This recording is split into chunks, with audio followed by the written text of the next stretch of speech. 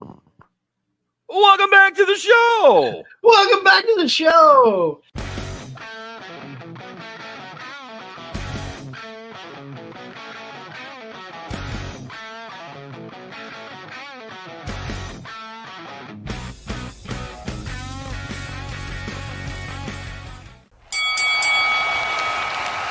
And now, your hosts of the Card Subject to Change podcast, the For Frequency Sake Tag Team Champions of the World, the Wizard CZ, and Never Wrong Nick Bull.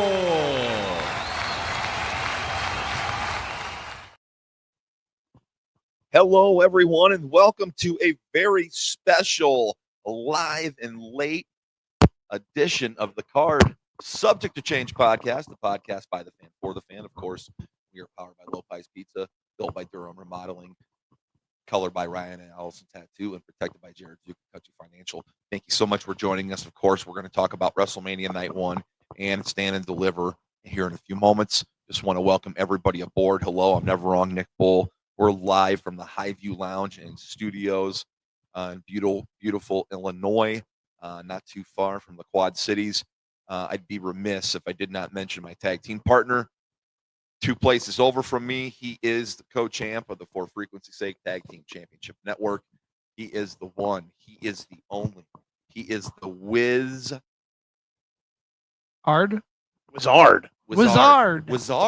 if we're going with accents. He is the Wizard CZ. Wiz, how you doing, bud? Man, I am doing great. The hardest working wizard in professional wrestling podcasting. The only professional wizard in professional wrestling podcasting. I'm feeling good. We just got through night 1 of Mania. Stand and Deliver earlier today. What a hell of a show. And of course, we've got to bring in, he's sitting right in the middle of your screen in the big orange. No, that is not a prison jumpsuit. He's having a Card Subject to Change sandwich. I'm about to be taken to France in a multitude of ways. Easy there. Just don't high five over the top. We of me won't. while we're doing this. Okay. How's it going, boys? How are we doing? Second year in a row that we've done this. Doing great. This was one of our most highly rated shows last year from the fan polling we took at the end of the year. So wanted to do it again. Of course, it's kind of a pain when WrestleMania and Easter fall like they do. I never remember Easter being so late in April. I know. But I'll be a good boy. I'll be there in the morning with the family of 5 will be there. But we're here to break down Mania Night 1. And, you know, it was a really, I don't know if it's the better card of the 2 nights, but I think, you know, everybody's excited for Night 1 to kick off. I don't know. I don't know if it's a better card than tomorrow night. You mean on paper? Yeah, on paper, yes, of course. Can I compare? Because last year we had Night 1 of 40, and it was better on paper, but we all know what night was better when you watched it, and it was Night 2. Right. So I'm wondering if we're going to get that effect. That's what I was going to say. I remember last year we sat in this lovely lounge together, the 3 of us, and we were upset because Night 1 really fell short. Like the Gunther Sammy match was cool. The main event was great. The tag team match, Jimmy and Jay was awful, and we all knew it would be awful. Why did you bring that up? We all didn't know it would be awful. Okay, I'm sorry. I knew it would be awful. Let down. That's fair. Probably everybody was let down at how awful it was. I mean, Yes. No one was expecting a 5-star classic, but I thought, man, these guys have chemistry. They're freaking brothers. Yeah. So, but Bret and Owen Hart never had a bad match against each other. That's a great point. Tonight, sorry, I'm a Bret Mark. To compare, though, in a way, tonight I wouldn't say was as underwhelming as last year's Night 1, but we did end tonight probably even in a better way. Like the tag team match last year was really cool, but the main event of tonight's show was superb. It even blew my expectations for what I thought it would be out of the water. I know there were points in the night where I was being negative. I was kind of worried that it would be way more aura farming in that it was. But they actually delivered. Roman Reigns clocked the F in tonight to work, and the match was, to steal a rambunctious word that they used to use to compare shows. It was oh man, it was I forgot the word. Stupendous. It was a stupendous match. That was the word I was going to use. I was going to ask you guys, where does this main event line up with like the past, like let's go 6 years of Mania, because to me this match exceeded my expectations. Like since they've done or just let's say like since they started the two night manias. Post-COVID. Yeah, since they started the two night manias. Count COVID Mania. Yeah. So 37 on. So you're saying I can't compare this match to the Firefly Funhouse match? Was that a main event? That was the last match of night. No, never mind. That was night 2. That was the co-main You're event on thinking night of the 2. Boneyard The match. Boneyard match was the main event of night 1. And that was 37. That was 36 night 1. That was Mania. That was Yeah, COVID Mania. Yeah. So what was the main event of 37? Night 1 was the main event was Sasha and Bianca, which I thought was amazing. Okay. Night 2 was the triple threat, Roman, Edge, and Dragon, and that was also amazing. 38 night 1 was KO and Steve Austin. Night 2 was Brock and Roman. And then 39 night 1 was the tag match, incredible. Night 2, Cody Roman won. And then last year, incredible. Yeah, the tag match, and then Cody Roman 2 tonight. So the main events have been really good when you actually break down all the 2 night manias. This one, I don't know. CZ, what do you think? Where would you stash this one in the in that repertoire? Which, when you actually just break down the main events, it's pretty hard to. I mean, they've been pretty good with them. That's really a tough call, because it they've all been so good, the main events, and this one, like you said, Nick, I was expecting it to be decent, but not as good as it was. And I'll give a shout out real quick to our good friend Heather. Thank you for watching. Yeet. We will get to that in a little bit. We can hate the result and hate, which we'll talk about in a little bit, hate the match, but be happy for Jay. Absolutely. It was, we'll get to it in a little bit. It was a better match than what it should have been, and what it could have been a lot worse. But we'll get there in a second. Go ahead, CZ. Let me just rip the Band-Aid off right now, because I'm going to go off of what Heather left in the comments. She said that Rollins does not need the Walrus. That's how she said Walrus. I'm going to go further and say Walrus. I don't know that I fully agree with that, because while he doesn't need Paul Heyman, he benefits the most from having Paul Heyman coming out of this match. I think he benefits the most, and it is a great twist. Heather, I'll try to sell you on it if you're listening home. And thank you for listening, by the way. Tuning in here to Card Subject to Change, a live and late night edition. Card After Dark. Card After Dark, live and in living color. Live and in living color. Look at my eyes. We'll talk about that in a little bit. Yeah, but keep it to that, because we don't want to get canceled for copyright infringement. We can't get canceled. But anyways, this is going to be extraordinary. And if you just kind of look at it, this was a 3-way fork in the road, and all 3 of these guys had to cross paths. They all 3 had beef with each other. My knock on it was it wasn't for anything. Right. But you know what? It was a main event of a Mania, and I was looking forward to the match because I like all 3 guys, and I think they'd all work well together. To me, this was a very tightly worked triple threat match. There wasn't a lot of slop. No, not at all. No. So that kept me more intrigued. Yeah, the triple threat matches that are the best is when there's no filler, no filler. When I say slop, like extended outside the ring, breaking down of tables and stuff, that's what I mean. And there wasn't a lot of that. And it was a lot of in ring. They had the one moment where Seth and Punk went into the crowd, and then Roman jumped over the barricade. That was short-lived. Very short, but I came back. That's okay. Yeah. That's okay. And there was the moment where Roman powerbombed both his opponents through their respective tables, but he brought was it Rollins? Yeah, Punk? right back. He brought Rollins back in the ring. I just really liked it. Like these 3 really worked well together. Yes, they did. Is it the greatest match at Mania ever? I don't know. maybe it lands in a top 10 someday, a top 15, but I don't. It entertained me. It was great. Yeah, me too. It was great, and I think when you look back at this card, and I think I'll make the statement later in the show, but I'll just make it now that this match, the triple threat, which we're talking about, and the match that preceded it, Charlotte and Tiffany, saved this card. That's a fair take. Yeah, Mhm. I can live with that. And it's not to say this card was bad, but those two matches will forever be linked with this night, and in my opinion, carried the show. I will get to a match of the night much later here after we break everything down, but I was just, once again, my expectations were exceeded. Yeah. Okay. We're crying out loud. Living Color played Punk to the ring for the second time in a Mania. Unbelievable. Neon lights. Punk rock. Nobel Prize. You're getting close to getting us canceled, Nick. Punk. All I wanted to do. Punk looked. I mean, look in his eyes. What do you see? Now and Punk rocked the. My memory is bad in a good way, which I remember way too much.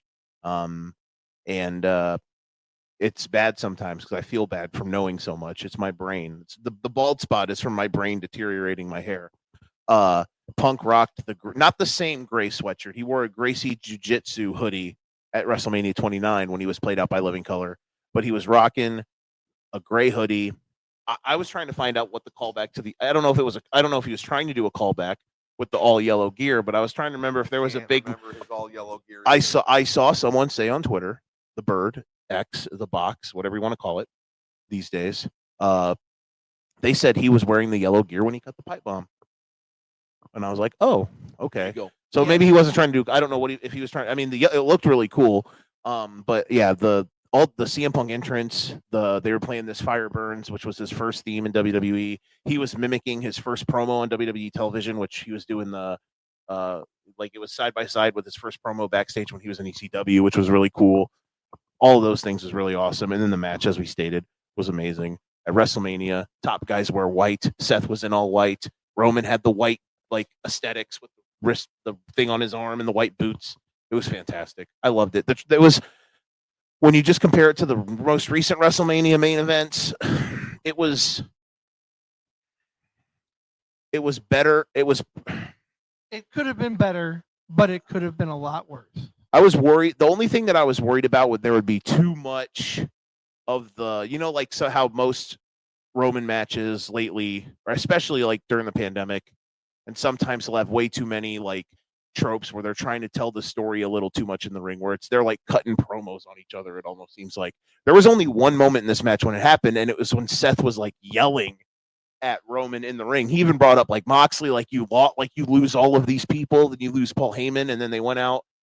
You mentioned how they were outside. I loved how they teased the shield bomb, and then Roman decked Seth, and he powerbombed both through both tables. That was really cool. That was a great moment. Yeah, the match was good, and then from that point forward, from that point forward, they just turned it up to 10, where they started, getting to the end with the near falls and stuff. It was really, really, really good. And to your guys' credit, because you called it, I don't know if we actually gave a prediction for this on the panel the other night, and if we did, I forgot. But you guys called it tonight when we were hanging out that Seth was going to win. I thought Punk was going to win, and I said too, though, Seth does need the win out of all of these guys. He needs it the most, and he benefits. Benefits the most. I never saw it actually coming. I never thought that they would actually do it that way. And tip of the cap to them that they did it in a way that made sense and was fresh, even though some people probably saw it coming. I certainly didn't, so maybe that's my problem, but I thought it was great. We're getting something new, guys. Yes. We're getting something new from two guys who are both great on the mic, who both have a mind for the business. Paul himself in the past has called himself a visionary. Yes. Seth Rollins has called himself a visionary. So them hooking up is, if they could play this up as they're partnering up because their shared vision of the business together of the future. And I hope this also makes Seth's character a little bit more serious. I love when Seth actually goes into serious mode, when he's cutting like the promos when he would cut against Punk in their feud, like when it was just them two. Those are the things that I adore about Seth because he's got the emotion. And the promo he cut the other Friday night on SmackDown, sitting in the ring, I thought that was really good too because he was serious. There's too many times where he turns it up to 10, turns it up like to 20 with the overblown character stuff, but I hope he gets a little bit more serious now. And with Paul, it seems like this is actually going to be like a actual heel turn too, which I think will be good for him. Is it a heel turn? I think so. Or are we getting, I don't know. I don't want to put the cart before the horse. We'll talk about it tomorrow night, I guess. But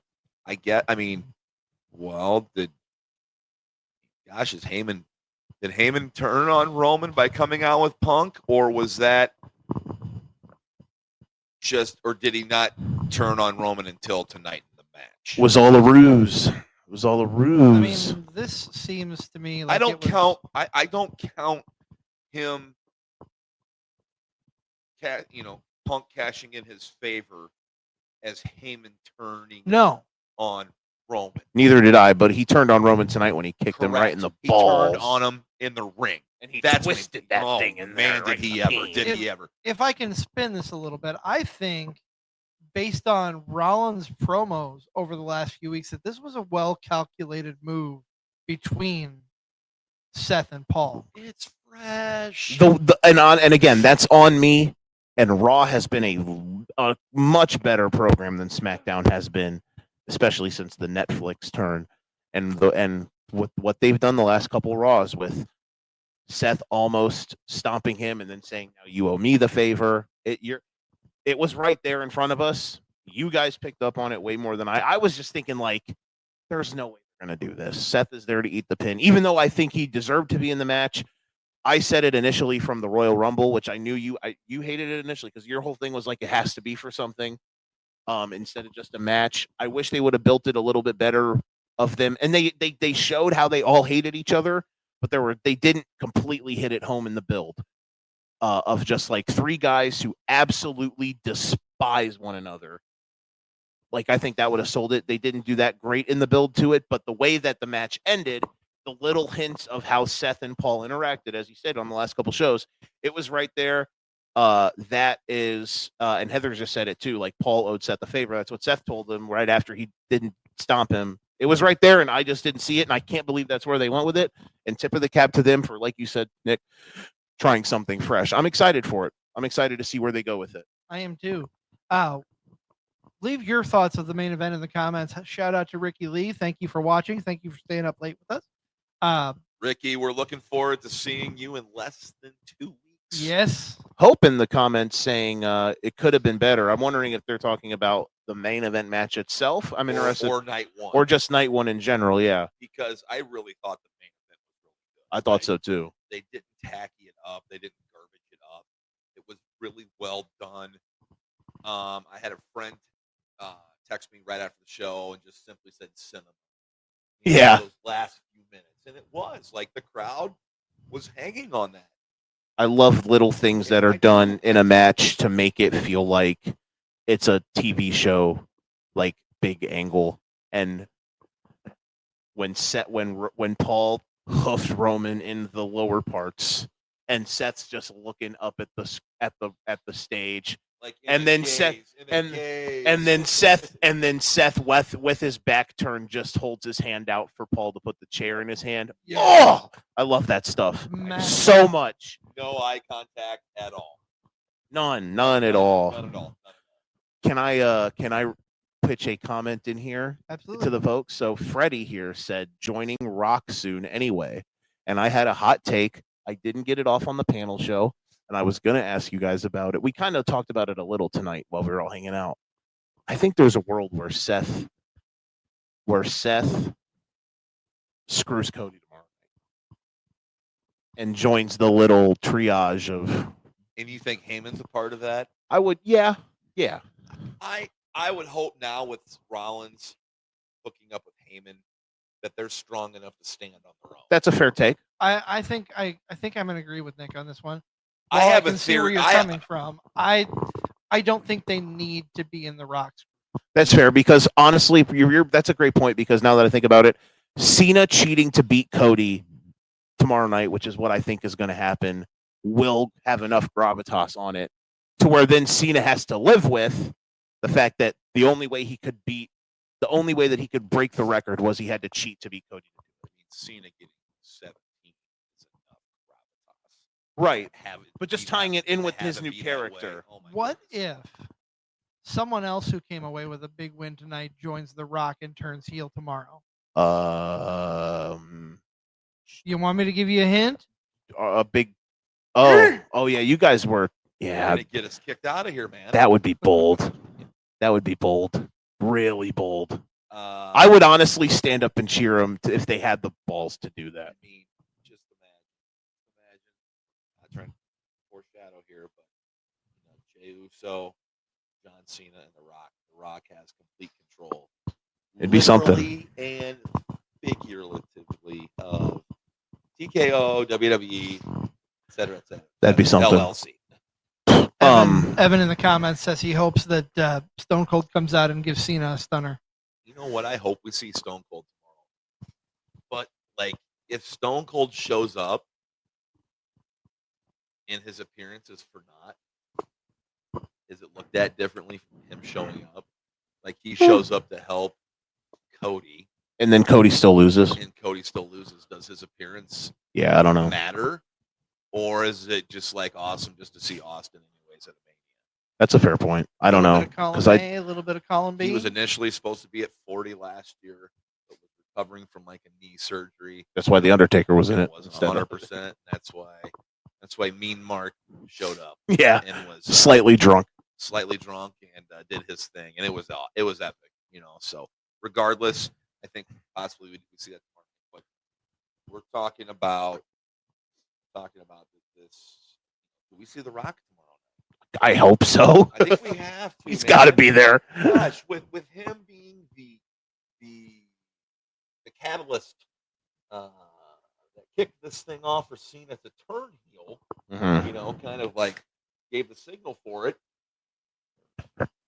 Yeah. Whatever it was, I'm not gonna. I don't Let him be there. be there. He's got to show up, right? Let him be there to get involved, and then see Cody plant some of the crossroads just in time for John to hit him with the fatal heel move of the hoof to the peen, and then an attitude adjustment, aka an FU ball game. 1, 2, 3. And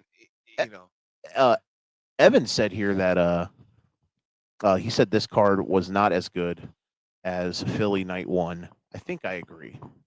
Because Philly Night 1 had can the we get fit? Philly Night 1 had Rhea Becky open the show.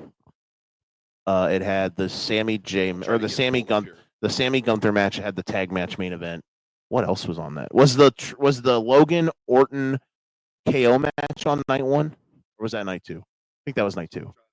WrestleMania night.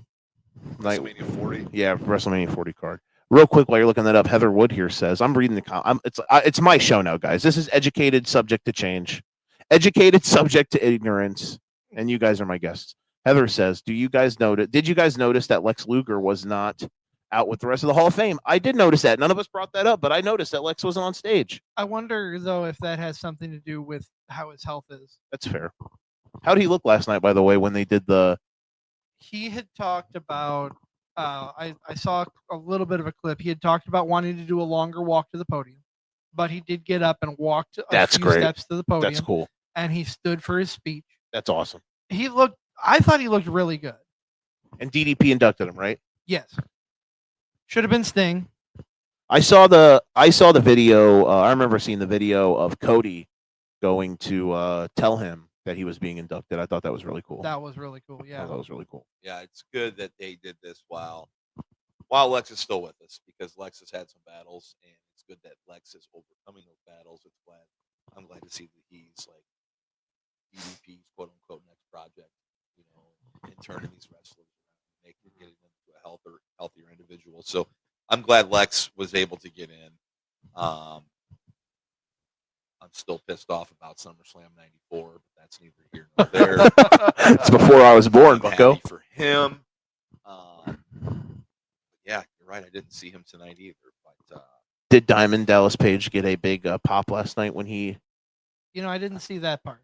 Okay. I haven't watched any of the Hall of Fame other than about the Triple H entrance, the tribute video, and then like HBK's induction of him, and then Triple H's like first 10 minutes. I think his induction speech is still going on. Yeah.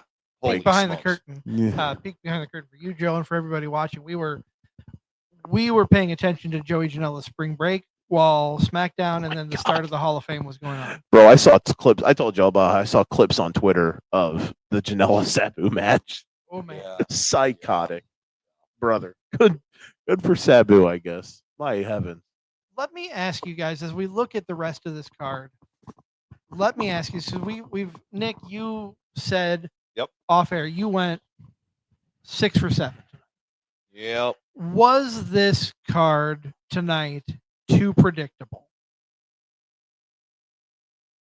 I felt it was. Here's why. Jay beats Gunther. I felt that was known to happen as soon as Jay won the Royal Rumble. To me, if Jay lost to Gunther tonight, what do you do with him? Yeah, He had to win. he did. So when he won the Rumble, I knew he was going to win the championship. I was gonna call him a Gunther mark, it's but like that would they have been want to me. make a big Cinderella story out of it, but Cinderella's a 90-minute movie. It wasn't over after the first 30 minutes.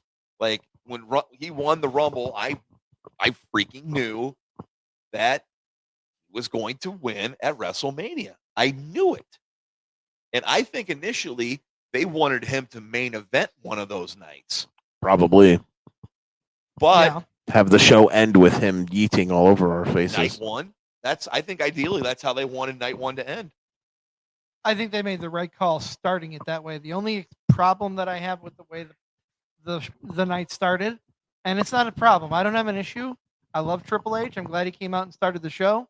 No, should have had main event Jey Uso's music hit right away. Yeet, yeet, yeet, and have him come out right from the start. I think they maybe were waiting as long as they could for people to get their seats and did that thing with Triple H type of thing. I understand what you mean. I kind of would have loved to have seen it too. But I don't mind that they don't have like when these big pay-per-views or PLEs or whatever you want to call them these days. I don't mind that they don't just have a match like pyro and entrance. I don't mind that they have like where they show the people like the wrestlers walking into the arena or they cut to the broadcast crew this is or the biggest show stuff of like the that. year. They can't just start it cold with a match. I like how like I understand what you want, CZ, but they just can't. I like the little now Triple H in the ring doing. And I didn't get here until the J entrance started, so it was about 10 minutes late. But I like when they do things that make it look like I'm watching like a sporting event. That's what I like the most about how their production has been over the last year or two. Phenomenal. Right. So when they show like the wrestlers walking in, there's stuff like that. It's really cool. It like is. And I mean, we talked about Jay needing to win this match. Otherwise, what are you going to do with him? Same can be said for the New Day. You turn them heel, and if they don't win the titles, where do they go? This heel run has not been spectacular by any means. the tag title switch is months too late. It's months too late, but it had to be done. Yes. Had to be a payoff to these guys turning heel and them giving, maybe they've thought they've got all the reaction they could. Let's get the belts on them so people hate them more. I think decisions like that are made, and I think that's what happened tonight because I feel bad for the War Raiders, War Machines, the Viking Raiders. Excuse me. Don't die on us. The Viking bikers. The Viking Warriors. The Viking Vikings. Could you imagine? No, I but love but not like motorcycles. Like they're coming out on like Bicycle. No, no, bike. A they're on a. bicycle built for two. Yes, Yeah. exactly. Dressed in some Okay. Tour de France gear. They were probably at their best. Those guys have been hit with the injury bug, and those guys have been at their best currently with this past run. Post Vincent Kennedy and McMahon, this was their best. Okay, Agreed. And I'll agree on with the Evan. main roster. I'll agree with Evan here. He says they've never been the same since Big E and Francesco left. The New Day. Yeah. Here's the thing. I love that they turned heel. I really do because it was the next step for them. Exactly. And it made them a little bit more relevant and a little fresh. And they set it up perfectly. If I were booking this show and this weekend, I understand why they didn't, but they teased a TLC match for next Saturday on SmackDown for the SmackDown title So for the tag team. That should have been what was in place of this match. I'll die on that hill. this match is fine tonight. They should have had that should be on the card tomorrow. Wait. Should be on the card It tomorrow. should be, but it's also the SmackDown after Mania, which is their big show, just like Raw after Mania. I get it. I wanted to be on the show as well. But we were at 7 matches tonight in just 4 hours and change. Okay? I thought they timed it really well. They did, yeah. They timed it well. We've got None of the 6 matches. on tomorrow night's card. We know that Randy Orton has an open challenge, so now we have 7. We're now back to 7 matches. You're going to have probably a performance by an artist tomorrow night. Travis Scott going to perform And Fiend. I would imagine, I don't know the official runtime yet for tonight's Mania 1's night event. It was about 4 hours. Like No. Runtime of the main event. the main The event. event ran 32 minutes, 55 seconds. Hell yeah. I bet tomorrow's goes longer than that. Could very well could. I have that feeling. One thing that I'll bring up, going back to the New Day, great, they're on the card. Ricky brought up their outfits. One thing I'll give the New Day credit for is they always stand out with the ring gear that they wear. Well, I was thinking we need to come up with an award like Gear of the Night. Who had the Gear of the Night, type, like, because they really did, like, I think Joe pointed it out to me during that match. Like, look at the side of their pants. It has that Welcome to Vegas thing on the side of their pants. I think it was you. Maybe it was. I don't remember that. I popped. Maybe it was CZ.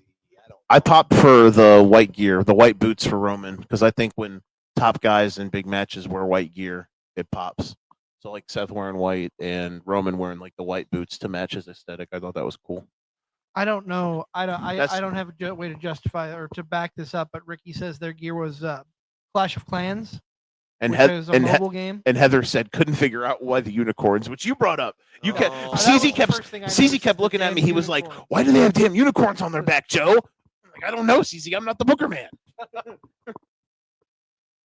The unicorns were buried by CZ tonight. Here's my thing, real quick, about tag team wrestling. The one thing, I mean, there's plenty of pros, absolutely, of what Triple H has done. Lots of pros. I have had my cons as of late because I think he, as the head Booker guy, is Not Nick, not Tony, but you've had your own cons. yeah, exactly. Gotcha. CONS. Thank you. Good one though. I like Thank that. Yeah, there you go. I got to keep you on your toes. There you go. Shad Khan guy, U of I grad. Uh-huh. Please, Shad Khan, donate money to Illinois so we can buy national championships. Donate your money to Illinois instead Yes. of AEW. Exactly. Yes. Please let us buy a national title in either football or basketball. Shad Khan, I beg. Anywho, but one of the cons that I have with Triple H and the booking is like, why can't tag team wrestling on the main roster in WWE be as incredible as it was when he was running NXT? Because when he was in NXT, when he ran NXT, we talked about this a bit tonight. Like black and gold era NXT at that time was, what I thought, and I don't know what the comments will be like, but I might get heat for this. I thought NXT in the late 2010s was the best wrestling promotion in the world. I understand your some great stuff. I understand I'm not disagreeing with you. yeah. But I think tag team wrestling was held down by Vince and Kennedy McMahon for So long. And I'm telling you guys this. Like, I know SmackDown's 3 hours right now, but I believe, are they on USA? Together on Yes. USA. I think it's going back to 2 hours. It needs to, because It SmackDown right is. now is bad Because television. Everyone is seeing what Netflix on Raw is doing, and they're doing it right.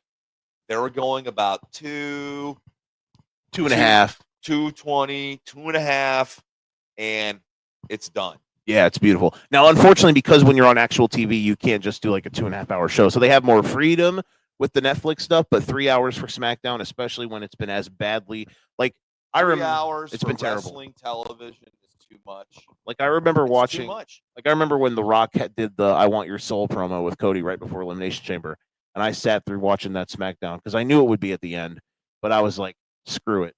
For fun shenanigans, I'll watch this SmackDown. It was bad. It was really bad. But anywho, I don't get it. Why? I don't get why main roster crowds don't get into tag team wrestling. Like, because they were never even into like the DIY machine gun stuff, which is baffling to me. Because if you would have put DIY and the guns in a 2018, 2019, 2017, 2018, 2019 NXT takeover, the crowd would have been melting the building. Yes.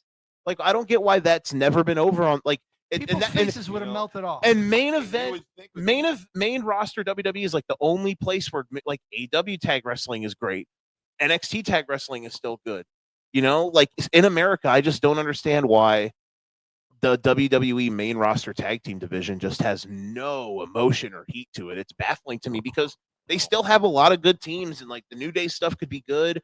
I'll Like counter that. Fraxium's probably going to get called up, and I'm worried that they're just going to get lost in the shuffle because I don't watch NXT as much as you guys do, but they're really good. I'd really be worried if I was an NXT guy or gal getting called up. Carmelo Hayes, he won the Andre the Giant You're Not Relevant Battle Royale on Friday Night SmackDown, and he's not on WrestleMania weekend. Last year he was main eventing Stand and Deliver with Trick Williams, but I just I think, and I guess we haven't brought this up on the air yet. We talked about it on our CZ that you filmed me earlier when it was cooking supper. Yep. The WWE acquired AAA. They did. The biggest promotion, Mexican luchador wrestling. CMLL has partnered with AEW recently. They announced a show coming up. WWE says, okay, you want to play? We're going to go buy the number one promotion in Mexico. I'll see your CMLL partnership, and I'll raise you purchasing the other guy. And I'm not trying to skip ahead by the any turf means. war, the Tony Khan Triple H turf war right now is No wild. kidding. My goodness. It's like a game of Risk. Shout out to people who know what that reference is. Absolutely. It's it's probably a smart move. It's a very smart move for WWE. You acquire some talents, and how cool was it? I'm not trying to skip ahead matches or anything, but we saw El Hijo del Vikingo, CZ. Yep. Up in LaSalle, Illinois. I know you saw him once, so I got to see him multiple times. Got a picture with him, got his autograph. Right there. Yep, he's on my wall here. And he was in a WrestleMania ring tonight. Yes. Not just in the crowd. Post-match. He came into the ring post-match. Yep. But we'll get there in a little bit. But AAA's been acquired by WWE. They've announced a show coming up in June. WWE, NXT, and AAA called Worlds Collide. Stay tuned for here. We'll definitely review that show. Should be a good show too. For sure. But Jay Gunther, we all kind of expected it. As a Gunther fan, I'm bummed, but I'm looking at it like this. This guy lost twice in a year. Really, once in a year when you actually break down between manias. Right. Once in a year. He's on to bigger things. And I believe he is going to be traded to SmackDown or drafted to SmackDown. And I think he'll be in the WWE title picture by no later than SummerSlam. I'm not saying you're wrong. I just think I think the WWE title is going to be flipped to Raw. Okay, so whatever title's going Yeah. to be on SmackDown, I'm sorry, Okay. he will be in the hunt. So you think he'll be on SmackDown? Because I was going to say, I would Whatever definitely. show he's going to be on, he'll be in the hunt. I would love to see Gunther. Spoiler alert: I think Cena's going to win tomorrow. I would love to see Cena versus Gunther main event SummerSlam for the title, and I don't think Gunther would win, but maybe he could. Maybe you could build it to that, and have him be the guy that dethrones Cena. It probably shouldn't be him, but that's a different topic for a different day. But I'm just in my mind, if Cena wins tomorrow, I already have the first couple matches and like where I would want him to have his first title defenses and against who, and I think Gunther Cena SummerSlam main event would pop for the WWE title. That's just me. I'm one man with an opinion, wearing a very orange shirt. I can't disagree with you. I think that would be a fun main event. I think they'd put on a good show. I think they do a hell of a job. I wouldn't mind seeing Cena get to 17. In that, guys, I'm very happy that someone did not make it to 15 on the other side of things. My Nick, God. I know you popped for this big because we were all expecting Charlotte to walk away with that title. I did a semi run up the hill. I like jaunted. You did. You got your cardio in for the day. Well, that was Let some me steps. just say this: like, maybe I expected more out of tonight. Maybe my expectations were a little too high. Because I kind of feel like I did after 40 night one last year. Just kind of like, man, on paper that card was good, but it should have been better, but it wasn't. But this was like, I think this match was saved by, or the show, excuse me, this show was saved by the last two matches. Tiffany and Charlotte, and then you get what happens there. Well, here's what happens. You've blurred the lines of reality, and you've got the fans really invested, and they're siding with the champ because, Charlotte's this condescending, out of touch Nepo baby. veteran. Nepo baby. Anytime we can say Nepo baby on here, we can. And she hasn't been around forever. Now, granted, she was hurt, but she comes back, wins the Royal Rumble when nobody wanted her to win the Royal Rumble. Is handed the Royal Rumble. Let's face facts. Not just win. She was handed the Royal Rumble. Here you go. Welcome to main eventing WrestleMania. Congratulations, you're winning the title too. Thank God that didn't happen. I cannot believe that they had Tiffy win. I'm stunned. It's the one outcome on the night, other than Seth. The way the triple threat match ended with how Seth won, and like that shocked me in a great way. And Tiffy winning shocked me in a great way too. I just never thought they'd do it. I cannot believe that they had Tiffany win, and I guess Tiffany was a minus floored. 140, favorite right before the match, which is slight favorite, but I'm telling you, the way she won, these gals were working a little stiff. Crowd was into it. The crowd was fun. It was awesome. It was great. It's not the greatest women's match in Mania history. No, not at all. That'll be tomorrow. That will be tomorrow night, hopefully. You think the triple threat's gonna be that good? I think it'll be awesome too. I think we'll be talking about the triple threat like we talk about Rhea Charlotte Mania 39 night 1, and of course, a lot of people love because it main evented 35 the triple threat with. Oh God, no! Sasha Bianca clears the triple threat at 35 by miles. So many people. That match is so overrated. So many people make a big deal out of it because the women did headline, and it was a good feud. It should have never been a triple threat, though. But now that's the story, not the best women's match in WrestleMania history. It was Becky, Ronda Charlotte, and Cran Eater. The story made sense for it to be. CC? Every time it pops me every single time. What pops you? You're not wrong because you're never wrong. That's right. Cran Eater. I don't get that, but Every flippin' sounds funny. Dude, when Ronda Rousey's mad and has this look on her like She look like she's gonna eat crayons. looks like a crayon eater. That's amazing. Looks like the kid in your class when you were in kindergarten, first, second, however long you had crayons in grade school. Chase it down with a little Elmer's There was glue. always a crayon eater in your class. I love how you say crayon too. She is a crayon eater. I adore the both of you. I don't love you guys as much as I love my Let real me ask you podcast then- wife, Nick Brinks. Shout out to Nick Brinks.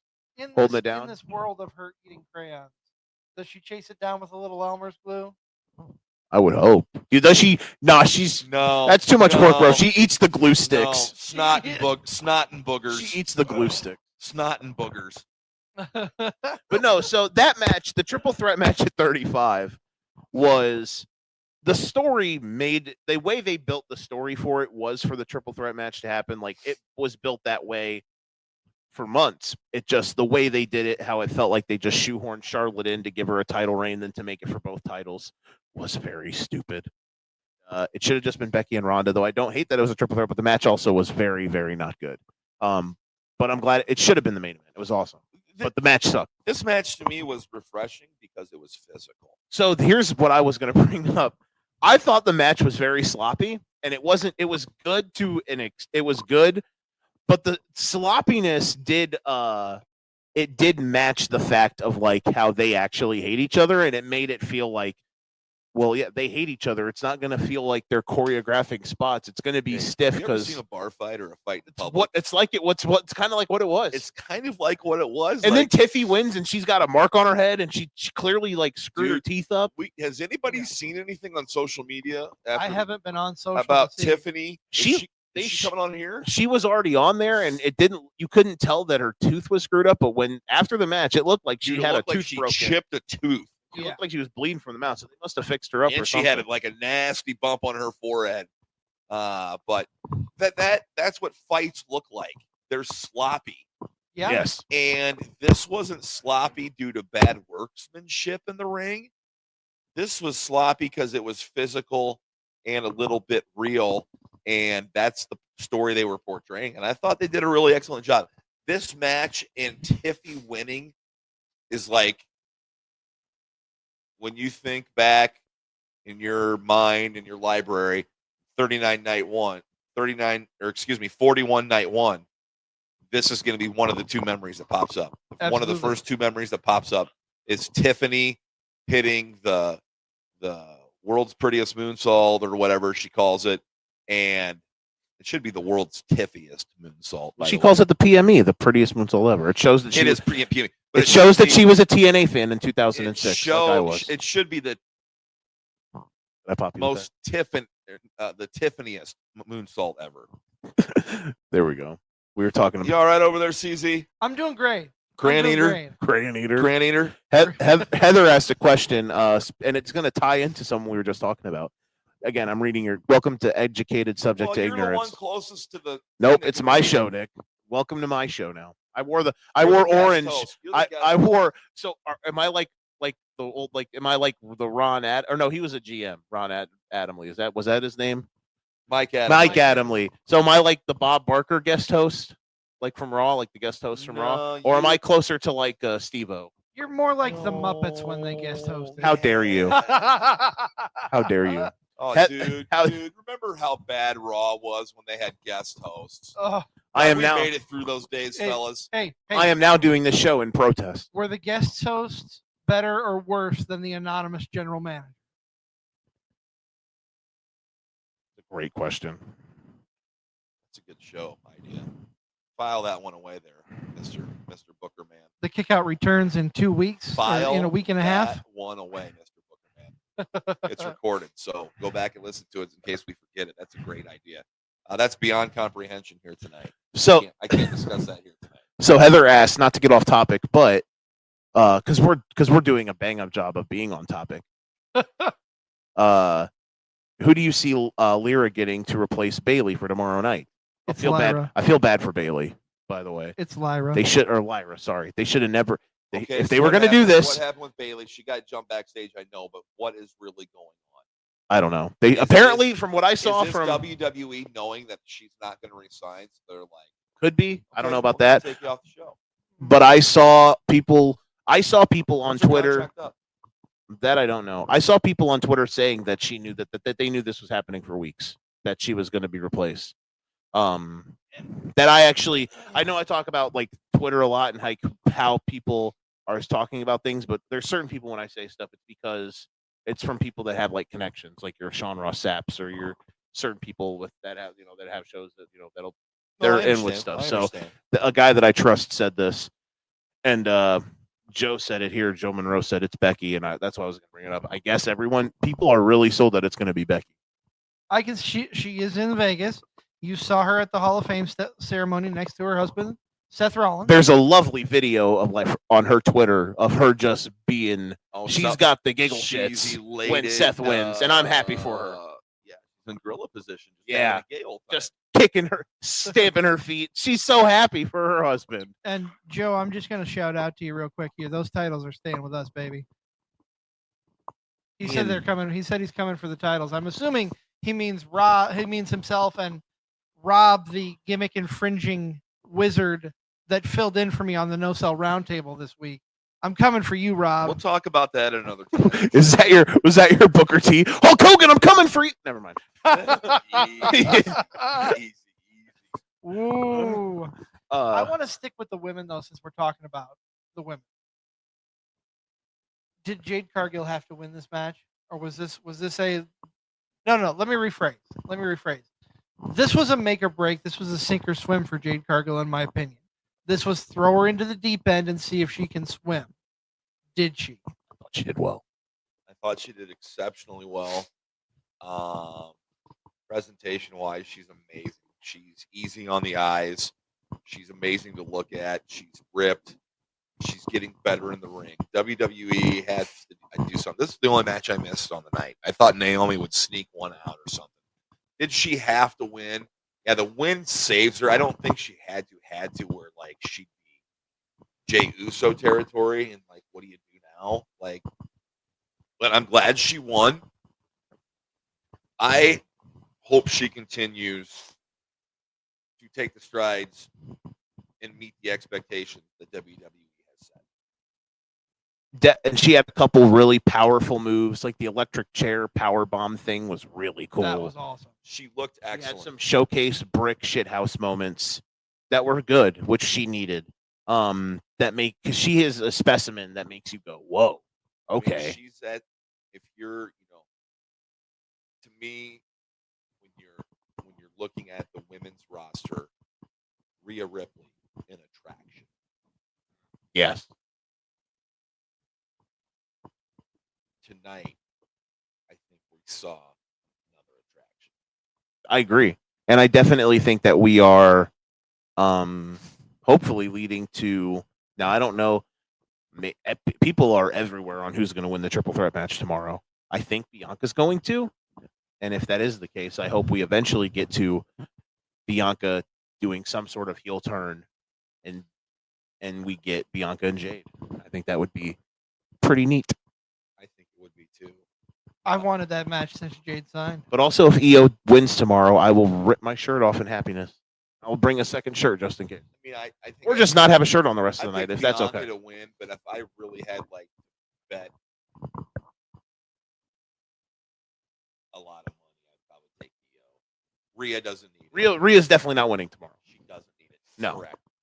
And I think it furthers her character if she loses. I think EO wins simply because she's been pushed aside by both of them for so long in this build to this match. No idea what's on here. Oh, this is like a movie. In early 1995, a hiker went missing in the remote mountains of Central Oregon.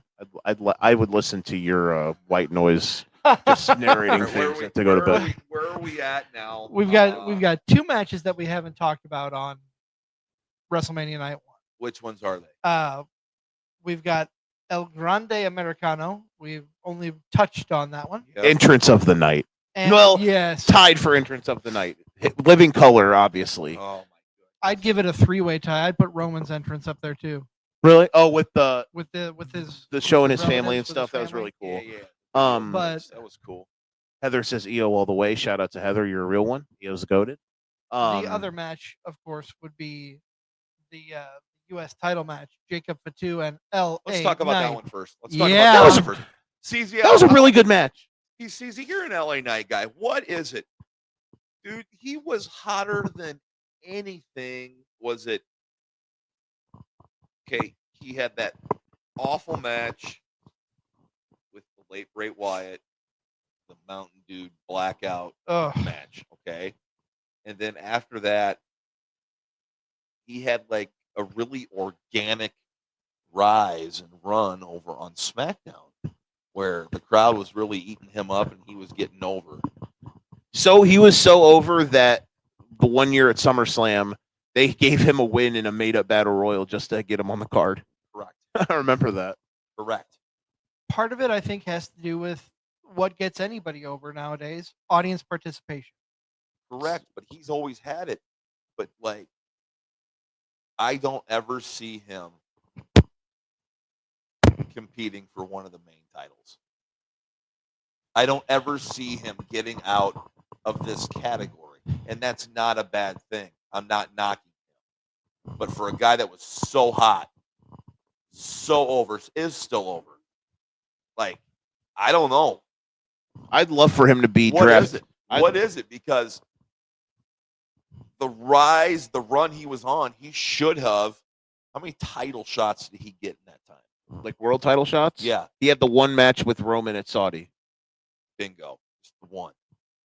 And I thought he held up with Roman like in a promo, like on the mic, main eventer type level, And you- really, really well. Oh, and he was in the 4-way match at the Rumble pre-39. They did Roman, LA, AJ, and Randy. Okay. And he was in that for the title. Why? Yeah. What is it? What is it about him? Why isn't he competing for world championships? That's a great question. I mean, he's got. Well, I know. I asked it.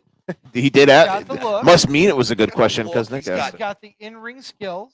He's got the charisma. He has the crowd behind him. I've never understood why people don't think he's a good wrestler. Merch. He's big time merch. Or well, let me rephrase. Yeah, He's not Samoan, I guess. yeah.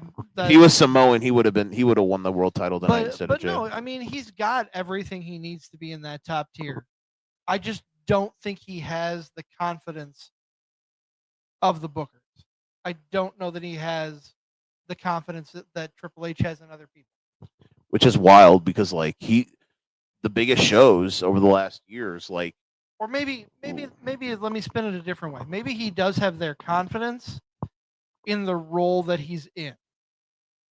Holding the mid card up, that's a putting fair the point. newer talent over. Because he's up there. He's been around for a long time. He's been in NWA, he's been in TNA. He's been around for quite a while. And it's not like he's a lower level mid carder. He's a top tier mid carder. Right. Look at what he's done. Look at what he did with Andrade and Carmelo over last year. Now, neither one of them have any relevance or appearing on Mania this year, and that's disappointing because they both have potential. But the three-way feud that they had was I thought really well put together. Go back to NXT. Look at his feud with Cameron Grimes over the $1 million title. I mean, he made Cameron Grimes his butler, which is just amazing. That was I a think great it's- angle. I That think it was was a fun great angle. angle. The fact that Ted DiBiase was involved and the $1 million title was involved just was icing on the cake. I think he's a victim of what we're seeing. We're going to see more and more of here. Guys in NXT who did great and don't really have anywhere to go on the main card. He's done better though than like a Carmelo Hayes, obviously. Well, yeah. He's been in way more bigger things. Obviously. I would love for him to get drafted to Raw and like chase the IC title. If the mid card titles don't switch, I'd love for him to chase the IC title. I hope his draft is quick. And what I mean by quick, like before Memorial Day. Like I want this draft to be in place in WWE. Right. And I believe it is going to be because I want things shaken up. It's time for a shake up. Without a doubt. Because it definitely if you needs swap- SmackDown definitely I needs don't it. care if you swap championship the titles for each show. That doesn't matter to me. It's intriguing, I guess. But yeah,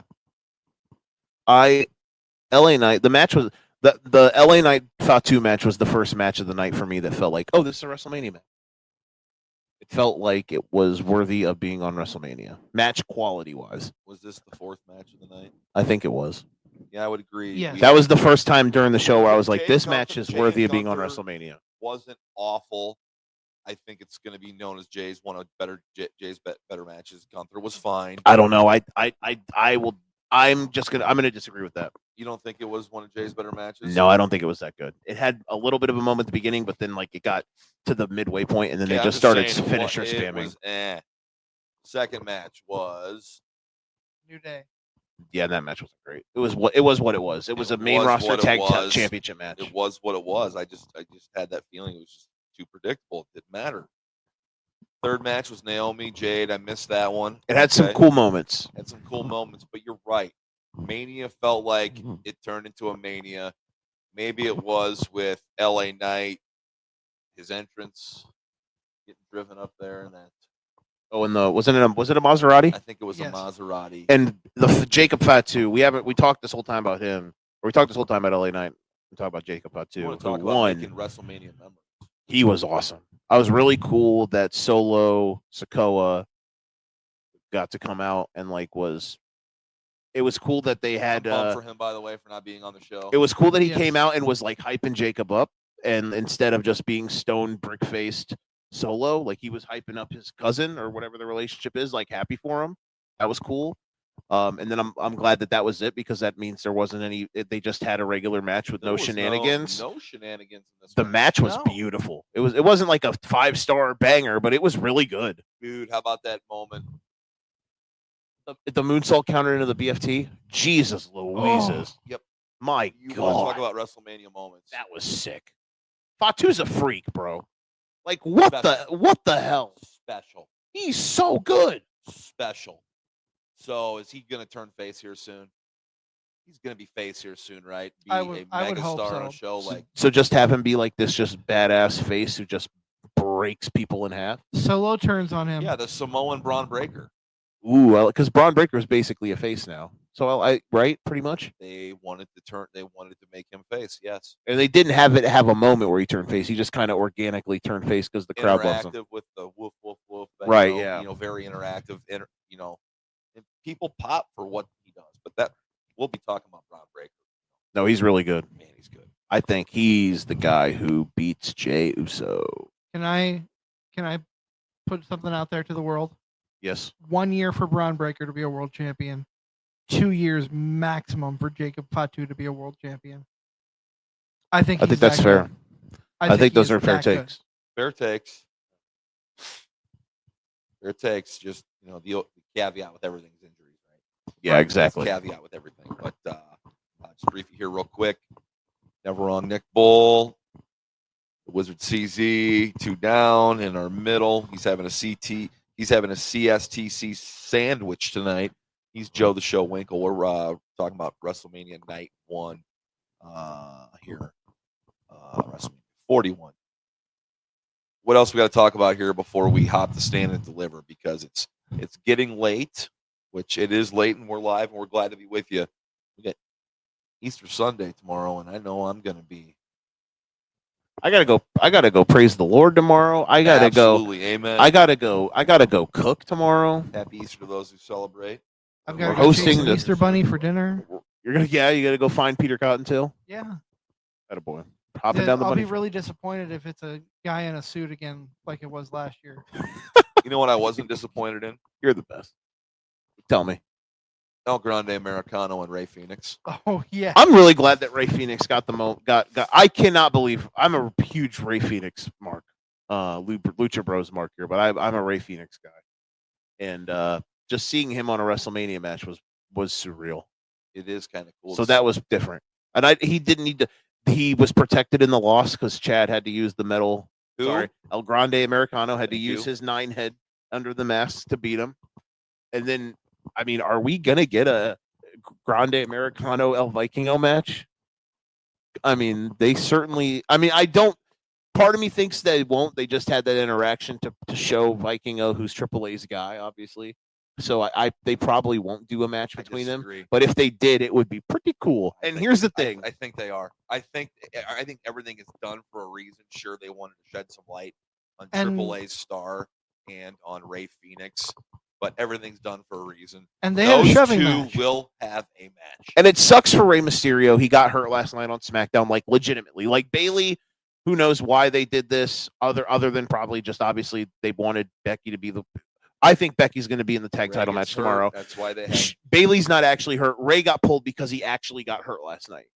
So he got carried. We obviously all know that. I'm not breaking any Ray news. Phoenix Grande Americano because El Grande Americano came down and cost Ray Phoenix. Right. So it made sense that way. Yep.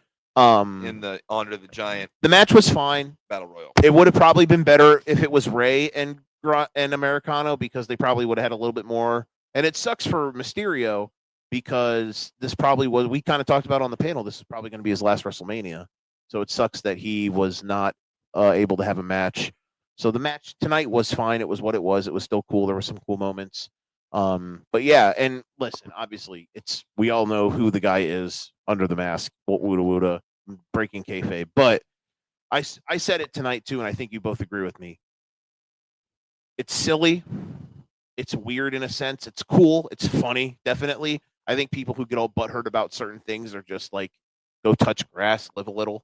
That presentation was amazing. It was awesome. It's hilarious because it's just so funny, like that's how they're going with it. In the video package, they had him dubbed.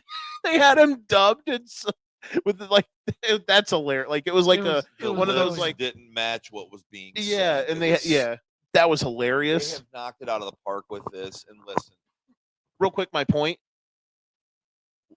We all You know have a who point? we all know it's our boy Gabe's under the mask and whatnot, and it's silly. All of this is silly and it's great, but at least they are finding a unique way to actually use him because he is an incredible talent. And doing this gimmick shows that he really is a guy that you can kind of just give any type. Because if you just rolled this out to anybody, underappreciated guy on the roster, you could roll this type of gimmick to some random wrestler or to anybody, and on paper, like, this is my gimmick. I have to act like I'm a lucha libre wrestler and all this stuff and whatnot. And you look at it, well, this is stupid bullshit. But he nails it because Chad Gable's awesome. Like, can I say that? I can say it like that's, you know what I'm saying? well, I mean, it may be him. I mean, true, it might be him, but you get what I'm saying. Like he is a fantastic talent, and I'm glad that we have found a way, silly or not, to make him be utilized in a high level way. It's fantastic stuff. He takes whatever they give him and makes it great. Yes. He takes it from, here's what you're going to do, and he puts it on that next level. If they really want to take this El Grande Americano thing, like, the next level, like, he should be wearing around like a red hat that says making the mid card great again. They do need to, that would be funny. I mean, just imagine the heat. And they need to have him. You do what I understand what you're thinking about is that they should have him do a thing with Vikingo, because if they have him go to AAA or like be in the NXT AAA Worlds Collide show, yes. you can then have him cut promos, or they can talk about how, like, imagine Corey Graves on commentary, like, healing it up, talking about how great he was in AAA or something. It would be so funny. It would be perfect. It'd be fantastic. I'm excited for the future because that announcement's huge with AAA. Just the acquisition of getting, that talent. Fellas, that video library. Think about that. Hopefully hopefully they find a way to have that come with it. That's probably be a big part of it. But this is significant because you've got a guy who was the hottest lucha libre in the world 2 out of the last 3 years. He had a knee injury, but El Hijo del Vikingo was the darling of the Indies. Was able to meet him, see him up close. We've seen the match with him and Kenny Omega. Crazy match. Incredible. On Dynamite. To see him at a WrestleMania and to see him interacting with a wrestler, and especially with the gimmick that's going on with the masked luchadors, this is brilliant. I hope they cash in on it. And I thought it was awesome. I loved this match. It was fun. I'm actually looking forward to going back and like watching this whole match again, probably the first of all the matches of tonight, just to watch the presentation again, the entrance, The brown the screen. mariachi band. Oh, wearing Grande Americano masks. The mariachi so band good. playing Stars and Stripes Forever. It's so funny. That was so. I was cackling. So They well, killed it, man. It was good. So Batu and LA Knight. Mhm. You made the comment that that's when it started feeling like a WrestleMania. That was the first match that made it feel like a WrestleMania. That was the first match where I was like, oh, this is a WrestleMania match. El Grande Americano, Ray Phoenix. The match wasn't fantastic. Everything that led to it, like El Grande Americano's entrance. I'm sure if they knew Ray Phoenix was going to be in the match longer than 12 hours ago, prior to when the match happened, they probably would have had a much more gravitas. Like, I bet Penta's entrance tomorrow is going to have a lot more pomp and circumstance than Ray. But again, it seemed very vanilla for WrestleMania. Yeah, I bet they had probably something really cool. And I bet if it was Rey Mysterio in it instead of Ray Phoenix, there was probably a little bit more. There would have been a little bit more juice to the match. But it was still a good match. It was still fine, yes. And then you had Tiffany Stratton, Charlotte. Excellent match. Main event, excellent match. Yeah, weird, wonky match that the fact that Tiffany won elevated it in my eyes tenfold. What's match of the night? The main event. Easily. I'd say so. With Tiffany Charlotte behind it. Yeah. I personally liked the Fatu LA Knight match a little bit more, but that's just me. No, the second match of the night is a tough call. All three of those other matches are right there, but I can go with what you said. I can go with Tiffany. Either way, last four matches of the night killed it. Yeah, they were good. They were awesome. And not poo-poo on the first three. They just, I don't know. Yeah, none of the match. They just didn't feel big. It seems like after Yeetlemania, see what I did there, CZ? Yes. It seems like after Yeetlemania, the crowd maybe died for a couple matches. But Yeah, they it came popped. back there. It popped for a few of the Jade moments. They popped back towards the end, and it was good. It was good. And the crowd was definitely insanely hot for the Tiffany Charlotte match I think. because they wanted Tiffany to win. Let Bad. me make this prediction here real quick, and then I guess we'll head to stand and deliver. We're absolute warriors here. I think the 4-way for the IC belt is the absolute show stealer tomorrow night. Yeah. Yeah, because I don't think that's a fair point. Because I don't think the Cena Rhodes match is going to be an in-ring spectacle. No, it's going to be. It's going to be more storyline drama stuff, and that's absolutely fine. It is. I'd put It is number 2 as a prediction. Logan Paul and AJ Styles. I hope that Low match key, is as that good match as it is should getting be. no love, and it's going to be great. Should be. And if real quick, I think it'll be better than Fatu. Okay. And LA Knight tonight. I think it can. I It think definitely it will can be. be. It definitely can be. I think it would be. I think it will be. Gun to all of our heads. Who is Randy Orton's opponent tomorrow night? Low key, I would love it to be Nick Aldis. I know it's not going to happen. It likely is going to be a returning Rusev. Okay, so you actually think it would be? You think there's a better chance that it's Rusev than it? You think that? Fuck, first day, new tongue. Shout out to Taz. You think it's a better chance that it's Rusev than Nick Aldis? Because I would actually flip that. I'm going to predict Rusev, but I think there's a better chance it's Nick Aldis than Rusev. Your take? I'm going to predict Rusev because big pop. People are going to know who it is, eat it up. The only bad thing is Randy's got, like, the only quote unquote air quotes bad thing about that would be is Rusev would be eating the pin because Randy has to win. Because spoiler alert. You think Ray Phoenix eating the pin tonight is going to impact his? No, not at all. Not at all. I think that's Remember we talked about that? Yeah. Like, nah, Ray Phoenix won. He's on the show. He's on the show. He's on the show. It just sucks. It'll feel bad for some people because it'd be like, man, Rusev was like all a Tony Khan debut. Rusev. Josh Alexander. That's going to have you go out there and get pinned by our top babyface. Oh, okay. Hangman Page goes out there and beats him. That's fair. Can I just say that in a It's dumb. perfect world, since WWE has this partnership with TNA, can we get Matt Raywald in to sing Rusev to the ring? My dream. I want Joe Hendry to answer the call. That would be sick. If it was Joe Hendry and Randy Orton, that'd be cool. Not for the TNA title. Just a one-on-one match. Heather, I like where you're going saying Aleister Black, but they're teasing him for Friday I Night think SmackDown. Aleister Black's going to end up on I don't Yeah. think they're going to pull the trigger early on him. And he definitely can't come back and eat a loss. Okay. Rusev, you can probably find a way to get away with it. Also, spoiler alert: Randy and Cena is main eventing St. Louis Backlash for the title. That's just so Randy has to win tomorrow, And that means Cena's got to win too. which I think is going to happen. Now, maybe I'm wrong. Maybe I'm always wrong, Joe the Show Winkle, and you're never wrong, Nick Bull. That's what makes our relationship good. Is I'm the one who's always wrong. You're the one who's never wrong. And I'm just magical. And you're magical. He's mystical. He's the OG Daddy Magic. Oh my God. Poppy Mago. I don't even want to go there. Oh. The OG Daddy Magic. Does that mean I have to be part of Everrise? Yeah, there you go. What pills are you taking? The ones that make him taller. Oh, when he's laying down? Exactly.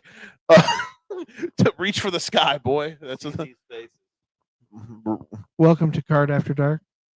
Versus romantics. Is there an X at the end of that? Like, is it spelled ROMANTIX? Yes. It has to be. Yes. Lovely. That's all further we're going to go with that. Okay. Romantics. Never wrong, Nick Bull. Pulling sponsors out of his hat. Well, you guys That are we don't going to have. kick off the talk of stand and deliver. You're about to stand and deliver something. I am going to go stand and deliver off camera over here. We're live.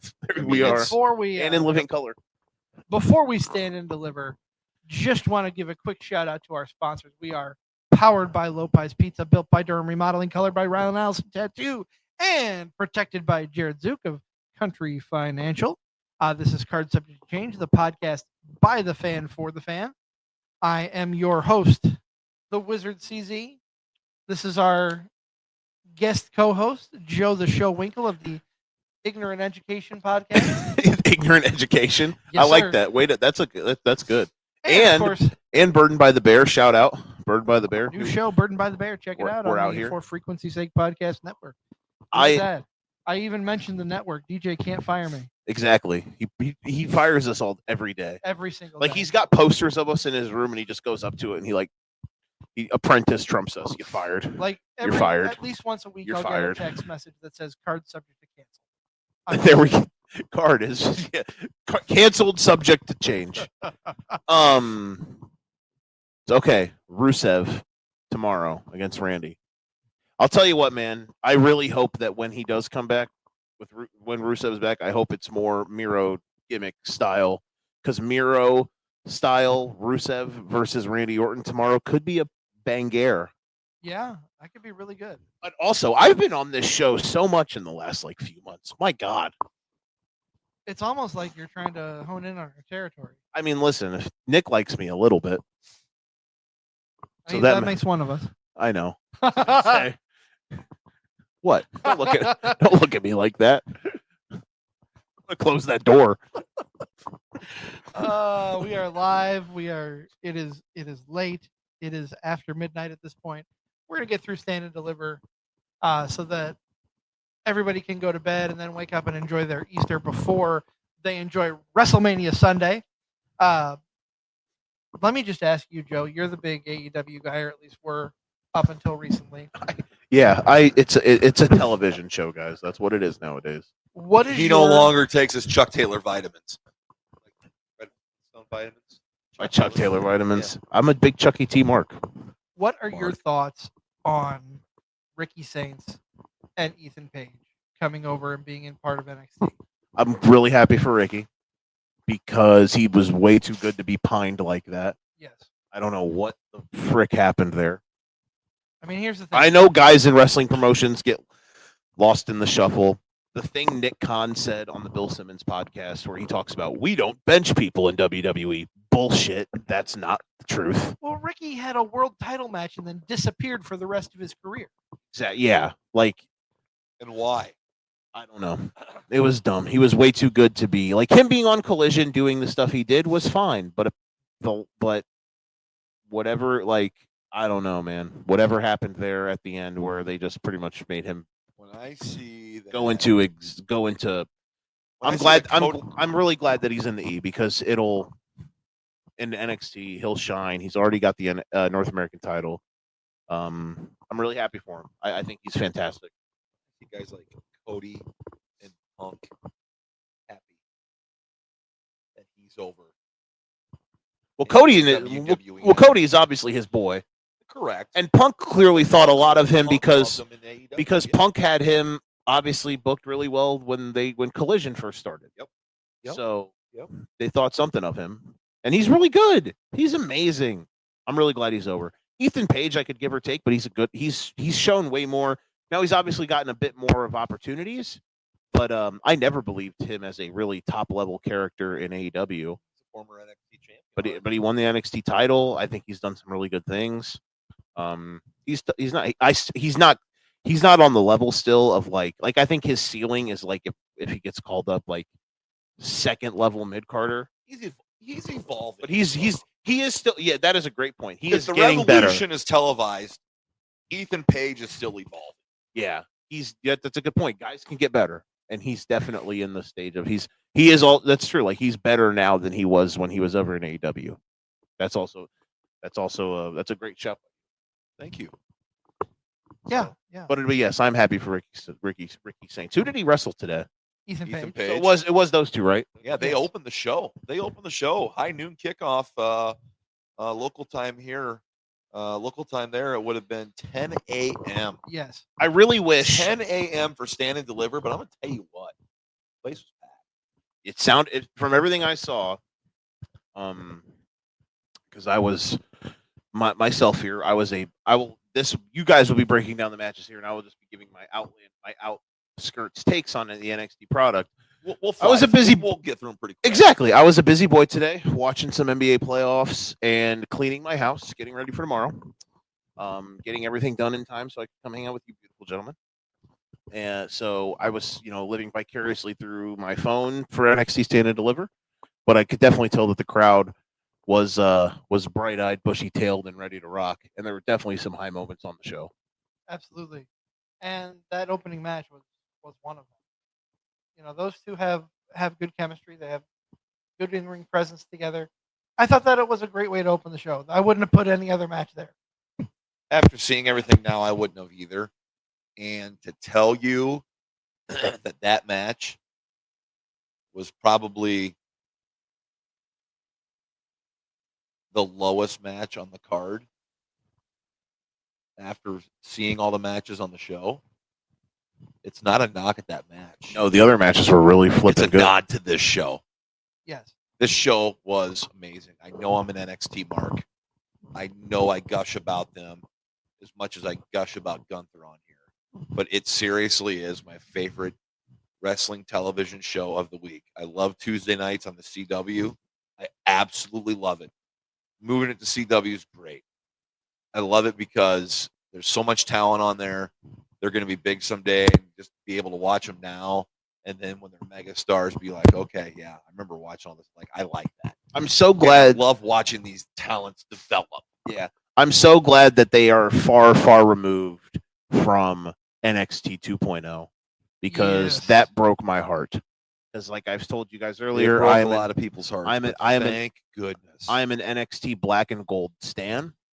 I'm right there with you. Mid 2010s to late 2010s, NXT was fantastic. What do they call it now? It's just really NXT now. I don't think there's any. But like the logo's kind of, would it be like NXT Chrome? I mean, it's maybe. NXT CW. The CW era NXT is definitely it's the last 2 years. I know they've only been on the CW for like less than a year, right? But they have found themselves. I mean, over the they're last putting year or up two. higher numbers than AEW is on TNT or TBS. That's not counting, of course, their max stream that they claim gives them some X amount extra, but I don't believe that. Anyways, no, I just love NXT. I really do. And I'm telling you, I can't tell enough people, this show was good. I don't know what my match of the night of that show is. I'll think about it. We'll talk about it here at the end of the show. Yep. When we're done reviewing. But there wasn't a match I was disappointed with. I wish It's not because of the outcome, it's because the action was so good. There was nothing in ring that I was disappointed about with Stand and Deliver. And I'll second that and say, talking about, just touch on the second match real quick. I don't like Hank and Tank. I think they're goofballs. I don't think they should be tag team champions, but they made up for their goofiness with a great match against Fraxium. Fantastic match. I can't find any fault in it. How many tag teams in the world are better than those guys right now? Wrexham. In the world right now.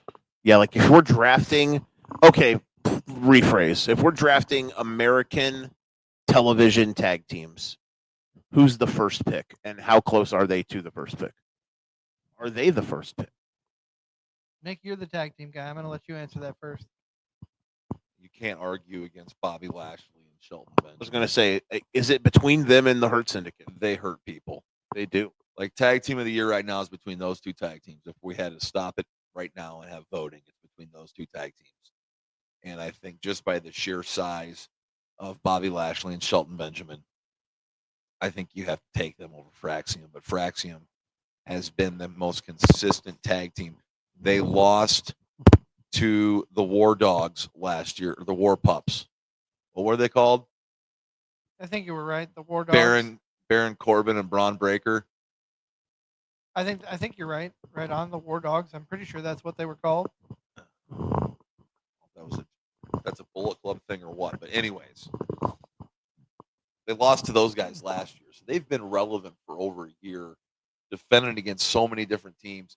I'm a little shocked that they dropping it to Hank and Tank, but just tells me that they're going up to the main roster. That also worries me. Yeah, that's what I'm worried about. Because they're going to be on TV so much less. They're not going to be the focal point. God, it's going to be hard to break. I mean, just look at Motor City Machine Guns. They're so freaking good, and they're hardly on TV. Breaks look my at heart. DIY. They're so freaking good. They're not on TV much. Also you know what I'm breaks my saying? heart. There's just not a lot of openings, so I'm really concerned about the future of those guys. So where do you put them in the mix? I know where I want to put them, and it's to boost things. But where do you see them going to a Raw or SmackDown? They're going to go to SmackDown, I hope. I mean, that's where. Ideally, I hope they stay on NXT.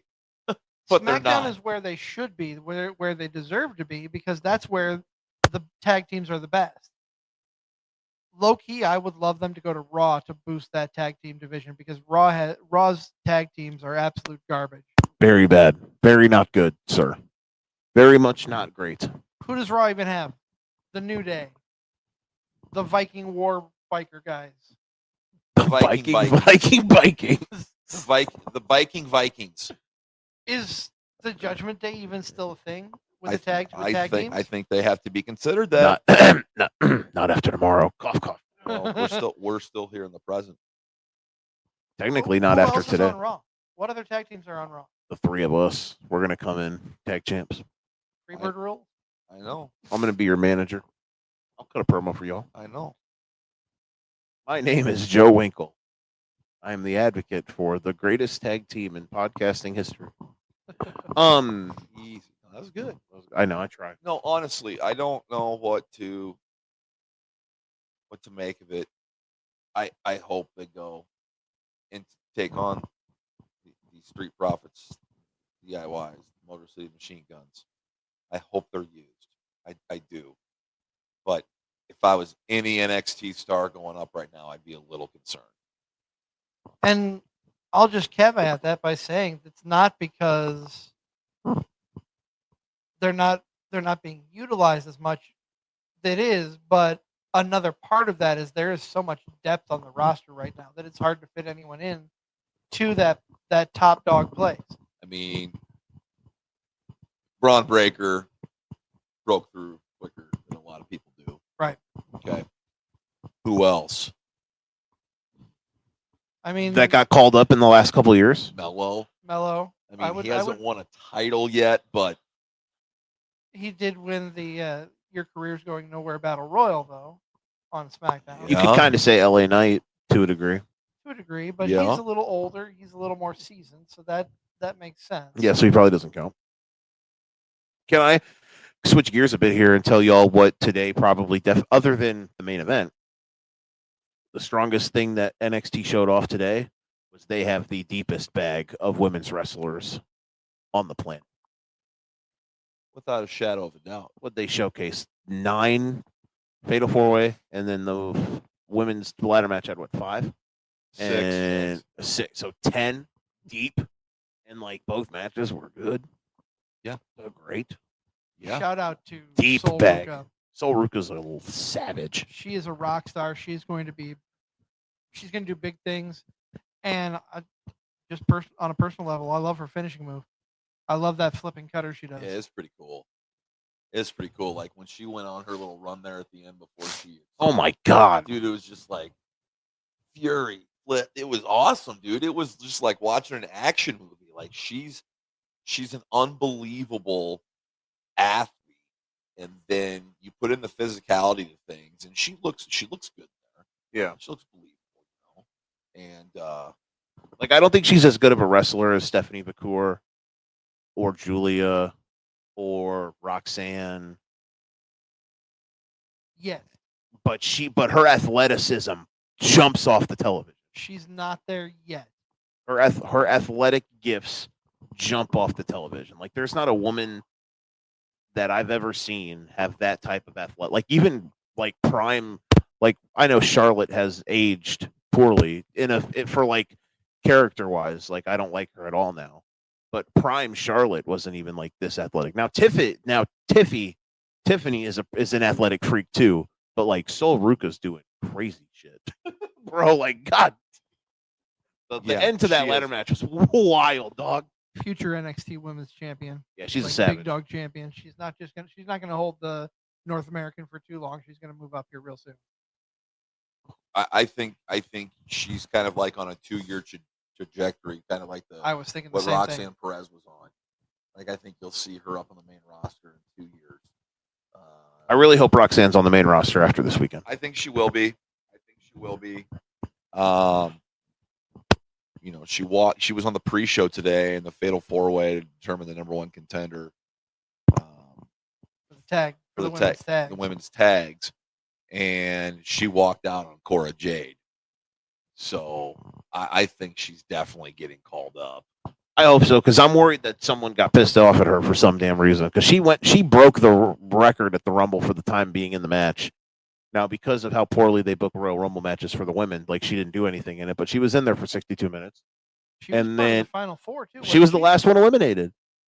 It was her, and then they were booked. They were clearly pushing to a match between her and Bayley at WrestleMania, and then they just forgot about it. Replacement. It would be cool. I would love for her to be the fill-in, but she's a heel. She's a heel. So it would be really cool if it turns out she's the one who jumped Bayley. Unless did they actually Roxanne and Lyra Valkyria highlight pay-per-view a year ago? Did they for the I missed this live. So I saw it on my phone, but did they show that the Judgment Day attacked Bayley or no? I didn't see the attack on Bayley, so I'm not sure. Did they actually say who did it? See who attacked it. You just seen them laughing as the paramedics were attending to it. Oh, it would be really cool if Roxanne's if it comes out that Roxanne's the one who jumped her. Won't happen, but it'd be neat. Yep. If it's Bayley, if Roxanne's the one who jumped Bayley, it might be because they had a storyline previously. They were supposed to have a one-on-one match at Mania, There you go. And then we just they hit us with the Men in Black thing. Like this didn't happen. There you go. Insert Bayley back in 2 months. Give her some time off. Bingo. You got your feud. Would be cool. Would be neat. We might as well stay with the women and talk about that Fatal 4-Way for the Women's Championship. I mean, we talked about who was there for what reason. Jada Parker was 100% there to take the fall. But it could have gone. She held her own. She did. It could have gone any of 4 ways in that match. It was really well put together, and I'm happy that Fakir came out with the win, but I would have been happy seeing any of those others, including Jada Parker. And I say that not have thought of I'm tired, and I don't know what I'm just spitting nonsense. I would not have thought of that before the match, and after when she showed out. Now, absolutely, she was there for two reasons: to show out and to take the fall. But she deserved to be there. I absolutely agree. There were moments in this match where I believed that Jada Parker, more than Jordan Grace, more than Julia, was going to win this match. Really did. Like, she had some great moments in this match, and big props to her for being in a four-way on the biggest match of the year for your promotion against some top-tier talent. I think Stephanie Vaquer is the next in line when you're talking about Rhea Ripley, Bianca, Io Sky. I think the next conversation is Stephanie Vaquer next. You could probably make an argument she's the best women's wrestler. Her and Julia are the two best women's wrestlers alive right now. Is that a hot take? In the world or in the company? You could say in the world, right? Say so. Yeah. I think Stephanie Vaquer. I think Tony. she's I think amazing. Tony Storm's the best women's wrestling character right now. But Best I don't. character for sure. But I don't think she's as good of an in-ring. She's really good in the ring, but she's not as good in the ring as Steph and Julia. Dude, I'm not as big as a Vaquer fan as Booker T, but We all know. Shout out to you, Booker I T. love Steph Vaquer. Like, Gunther's my guy. She's my girl when it comes to wrestling. I love Tiffy Time, but Stephanie Vaquer is who I've really I've touted her on the show. Like, I think she's the best female on that show ever since they signed her. Yeah, absolutely. Good acquisition, especially since she was being eyeballed by AEW. She gave Mercedes Moné her best match in AEW. And then decided that she didn't want to be anything to do with them. Wanted to be WWE. Yes. Took a pay cut. Yeah, good on WWE for snatching that up. Right move. Can I tell y'all something about the main event that I loved? Okay. And I didn't see too much of the actual match. It's one of the matches from this weekend that I'm definitely going to go on my own and watch. But I was watching the entrances, and I was thinking, Obafemi's entrance is immaculate. I love how he walks in the ring. The little shot that he does. I'm gonna start. I was thinking. I'm gonna start walking into frame like that for the show. I was thinking the only thing that this entrance needs is someone to be chanting something during his entrance, and they started chanting They do the and they started chanting like while he was walking, and I was like, that's it. Because with the Hurt Syndicate, you've got we hurt people, we hurt people, when for entrances. And again, I don't. You talk about audience participation. I think it's some of it's good, some of it's awesome, some of it is a little too much. But Fair. I think for that, and he's not just a character gimmick that's over because of the audience. Like Obafemi is that dude, capital T, capital dude. he is. I love. But his entrance, it's just how is a guy this monsterish and freaky just so cool? And he's gotten, as an NXT honk, he has gotten better on the mic. He's gotten confidence. He's gotten better. He's not there yet, but he's getting close. And what's so funny? I'm not laughing. Well, I thought somebody was laughing. You're hearing things. Seeing things. You're tripping. Yeah, you're hallucinating over there. Maybe, No, I just love this show. The show. I think I enjoyed this show more than I did Mania Night 1. I wish it was on. I wish that they would restructure the Mania weekend to where Stand and Deliver was Friday night. You move SmackDown up a night on WrestleMania week. You do Thursday night SmackDown. And Hall of Fame. You do the Hall of Fame after you do Stand and Deliver on Friday. Then you do the Hall of Fame after Stand and Deliver.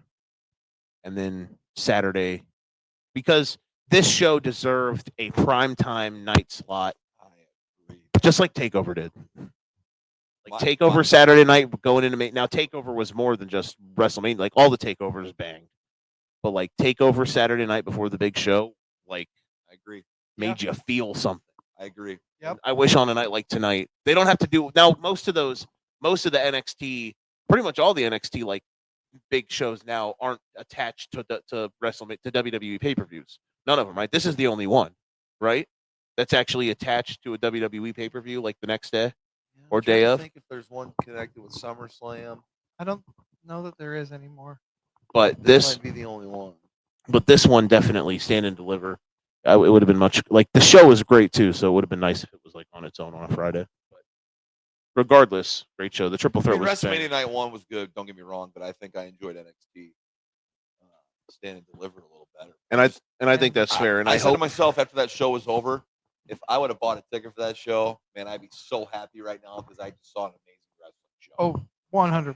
and I hope that even though that we were a little let down tonight, to tie everything full circle, even though we were a little let down tonight by some of the things on night one, it closed. I think we're probably happier with how night one this year is than last year. Because I think that's I did pull up night 1. yeah. But I still think and hope that night 2, because last year night 2 was fantastic stuff. Last year, you From ready? start to finish. Rhea Ripley, Becky Lynch. The 6-pack tag team ladder match for the undisputed WWE tag team, the WWE. Yeah, they Where split. they They split the split the belts up, which that was what it was. A-Town Down Under. The Awesome Truth. The Judgment Day, Finn and Damien. DIY. New Day. New Catch Republic. Those are your teams. It was what it was. It was a match It's all right. it was a match to split the belts up and to put the belts on R-Truth. I forgot The about Miz. this match. Rey Mysterio and Andrade defeated Santos and Dirty Dom. I forgot about that match too. And that was when the Eagles players were ringside. Jey Uso defeated Jimmy Uso That match sucked. in 11 minutes and 5 seconds of crap. Negative 5 stars. Jade Cargill, Bianca, and Naomi defeated Damage Control. A match that happened. Entrance was cool though for Jade, Bianca, and Sammy Naomi. defeated Gunta. Fantastic match, Brainbuster. Brainbuster. Rock and Roman beat Cody and Seth. Awesome match. Aura farming galore. So Night 2 blew its pants off. night 1 this year, Better than last year's night 1. better than last year's night 1. Still leaving us wanting more.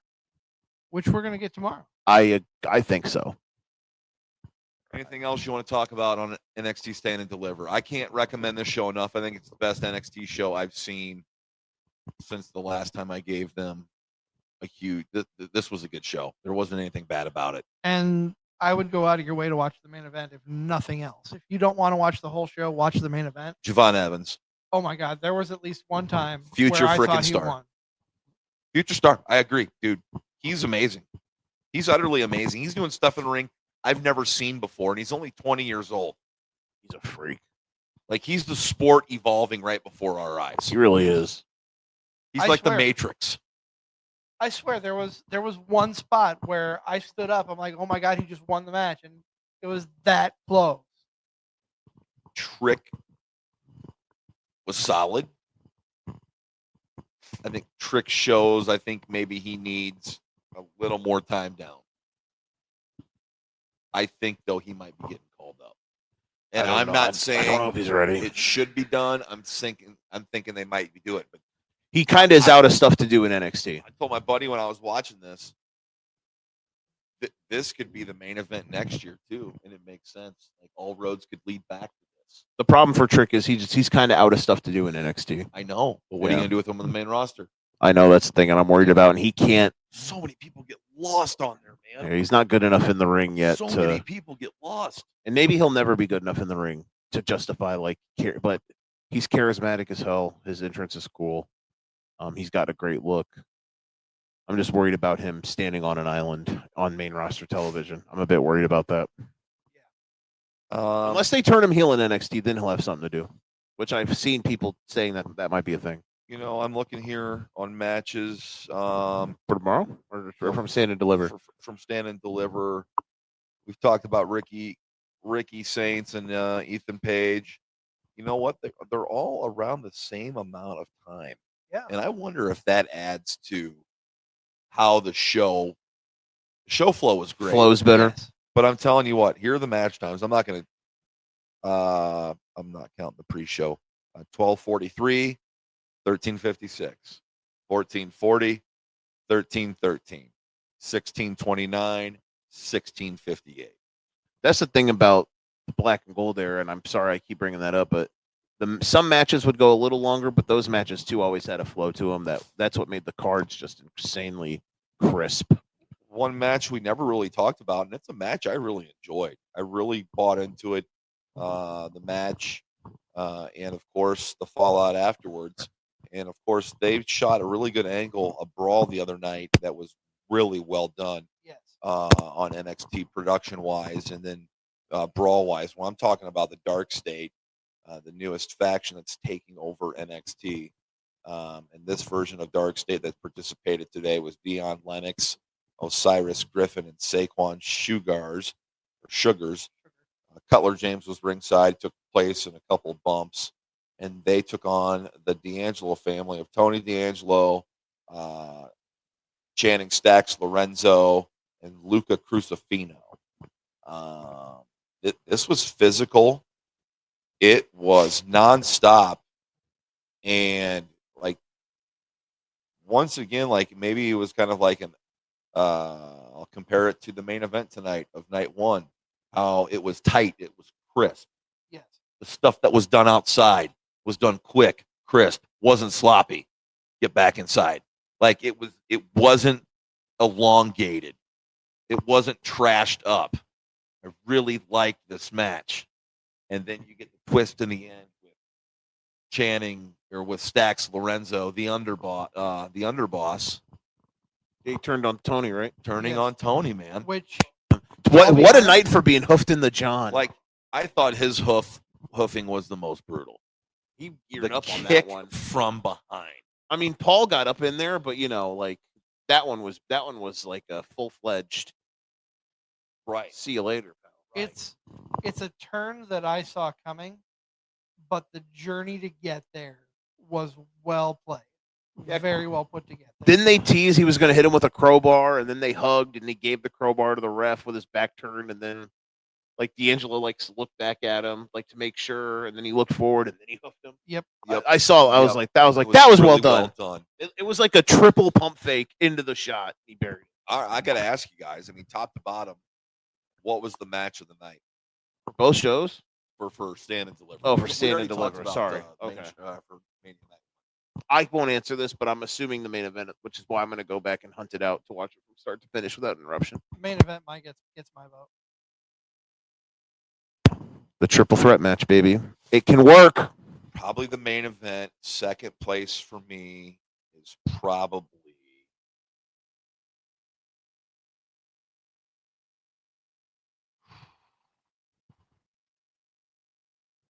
the women's four-way or the tag match, tag title match. Those were good. Yeah. They were really good. And that softened the blow for me of Fraxium losing Because the match was good. because the match was good. Right. 'cause you It guys was do really not- good. Like we got the best. That's the best match I've ever seen. Hank and Tank have. I was going to say, from everything I've gauged from tonight, I've never seen this group before, but I can gauge that you guys don't like them. Thank you. I'm just like, it's a It's a not- newer, younger version of Heavy Machinery. and a Oh. dumber version. I hate to Yes. say it. A younger, dumber version.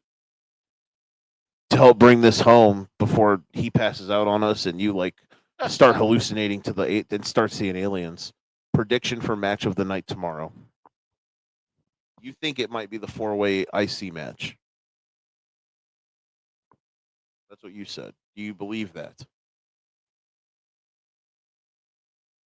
Yes. Okay, I don't think it's going to be match of the night, but I think it'll be fun, and especially with the way I think it's going to end, it'll make us all pop. Even though we see it we can all probably guess how it's going to end, but how they'll do it and what will happen will probably make us all pop, and it'll be like a power clap moment, like that was well done. Over under Ron Breaker Spears in that match. Ooh, I'll set the line at 2.5. Wow. I'm hammering the over. Over. I'm Okay. definitely Hammering over. the over. What about 3.5? I set it Still at 3.5. You'd go over 3.5. Over on 3.5. Yeah. Okay. I think that has the potential to be the match of the night. And that's going to be my official pick for the match of the night tomorrow. But I think that AJ Styles and Logan Paul are going to surprise everybody and put on a hell of a show. That'll be your Timu match of the night. Like I see what you did there. low key, underappreciated, and not as flashy, but still Like gets the job done. Like an hour after the show, we'll all go like, remember how good Logan Paul and AJ Styles was? Absolutely. That's the hope, and that's the prayer. I think the main event is going to be more of a moment of spectacle, Yeah. a historic thing. I don't think we get anywhere like a wrestling classic. It's more of an event and an involvement thing tomorrow night, in my opinion. But yeah, that 4-way, I'm really excited for. And if that's not the match of the night, I think it's the women's triple threat. That was my pick. Man, I hope they give them time to bake tomorrow. Yeah, let them cook. That's going to be excellent. That's going to be really Let them excellent. cook. Really excellent. All right.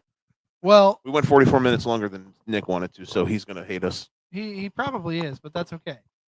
It He's is gonna what it is. He's going to powerbomb me The through weekend this. is a beautiful. This weekend of WrestleMania weekend, on top of also being Easter, is a beautiful, beautiful creature, and you just embrace it and enjoy the ride. Yes. But we're going to wrap things up here.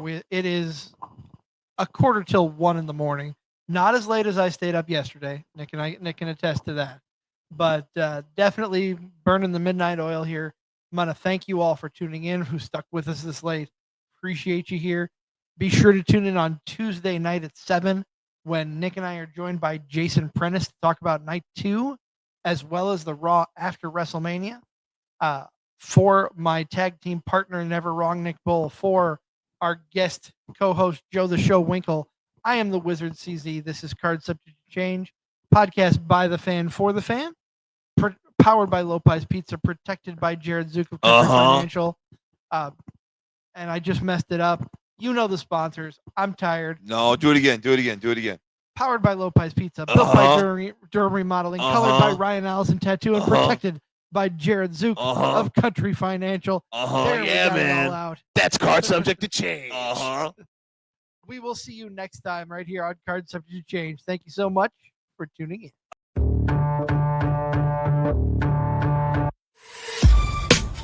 This has been a For Frequency Sake Podcast Network production. For more great content, subscribe to For Frequency Sake on YouTube, Facebook, and Twitter.